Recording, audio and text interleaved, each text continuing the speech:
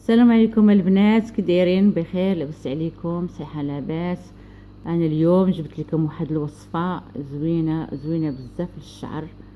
درتها لكم، انا جبتها لكم خصيصا البنات والعيالات اللي خدامات ومشغولات وما عندهمش الوقت باش يصايبوا شي حاجه شعرهم. هاد الوصفه هذه سهله بزاف. بدرهم واحد غادي تاخدي بيضه وغادي ديرها لشعرك قبل ما تمشي للحمام بثلث ساعه. غتقولوا لي بلا الشعر فيه انواع.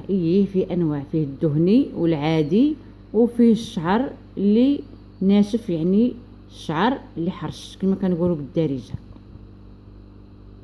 بالنسبه للشعر اللي دهني غادي نديروا بيضه كامله ديروها في شعركم وعاد غتمشيو للحمام.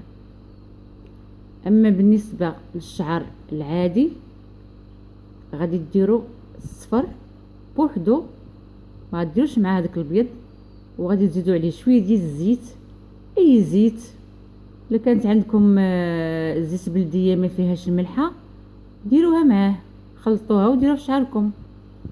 ولا شكيتوا انها فيها الملحه، من الاحسن انكم ديروا زيت ديال الطبخ.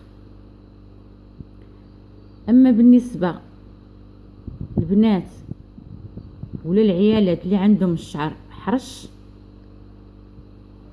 ديروا جوج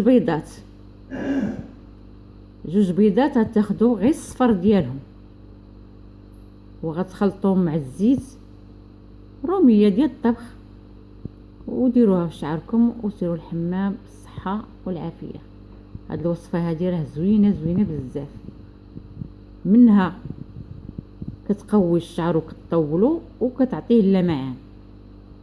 اما بالنسبه للشعر الحرش راه ما كتخليش واقف ومنفوخ، راه كتهبطو، راه بحال اللي درتي ولا درتي شي ملين، ما تيبقاش هكا مشعشع وطالع السما، راه كيهبط. بهاد الوصفه هذه ديروها وجربوها. رحت انا راه اي وصفه كنعطيها لكم الا وكتكون مجربه، انا ما كنجيش كنعطيكم هذيك الوصفه غير هكاك، الوصفه كتكون زوينه ومجربه عاد كنعطيها لكم.